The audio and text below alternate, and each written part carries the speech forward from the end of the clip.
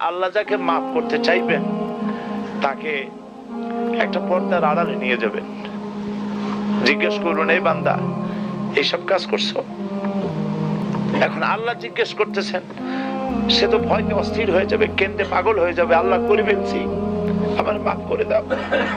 আল্লাহ পাক তার জবানের সমস্ত পাপের কথা শুনে সে যখন অনুতপ্ত হয়ে কাঁদতে থাকবে, আল্লাহ বলবেন, যা মাফ করে দিলাম, জান্নাতে চলে যা। এইটা হচ্ছে হিসাব ইয়াসির। আল্লাহুম্মা হাসিবনি হিসাবান ইয়াসিরা। কাবা শরীফ মানুষ যখন তাওয়াফ করে, এই তাওয়াফের ষষ্ঠ তাওয়াফে একটা দোয়া আছে। এই দোয়া আমি যখনই পড়ি আমি চোখের পানি রাখতে পারি না। ষষ্ঠ চক্কর একটি দোয়া আছে, দোয়াটা হচ্ছে, আল্লাহুম্মা ইন্না আলাইয়া হুকুকান কাসীরান ফীমা বাইনি ওয়া বাইনাক। আয় আমার রব, তোমার সাথে আর আমার সাথে অনেক দেনা পাওনা আছে, আর তোমার বান্দাদের সাথেও আমার অনেক দেনা পাওনা আছে। তা আমি তোমার বান্দাদের কাছে যে বিষয়ে ঋণী আছি, সেই ঋণ পরিশোধের জন্য তুমি আমাকে যোগ্যতা দাও, পরিশোধের তৌফিক দাও। আর আমার কাছে তোমার দেনা আছে, তা আমার কাছে তোমার যে দেনা আছে সব দেনা তুমি শোধ করে দিয়েছো। আমার চোখ দিয়েছো, মুখ দিয়েছো, কান দিয়েছো, স্বাস্থ্য দিয়েছো, বউ দিয়েছো, বাচ্চা দিয়েছো, টাকা দিয়েছো। আমার কাছে সৃষ্টি করে তোমার যা দেনা ছিল তুমি সব তো শোধ করে দিয়েছো, কিন্তু তোমার দেনা তো আমি কিছুই শোধ করতে পারি।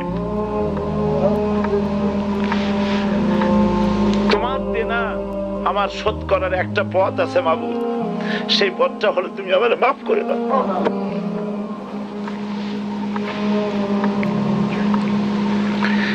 এটা ছাড়া আমার কাছে কোনো পথ নাই মাবুদ।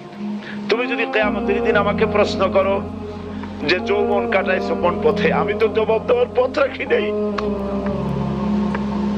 আমি তো আমার যৌবনকে নষ্ট করে ফেলেছি।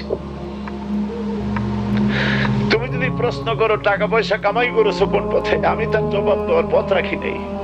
যদি প্রশ্ন করো কোন পথে খরচ করেছো, আমি সেটারও পথ রাখি নাই, নষ্ট করে ফেলেছি। তুমি আমাকে ক্ষমা করে দাও।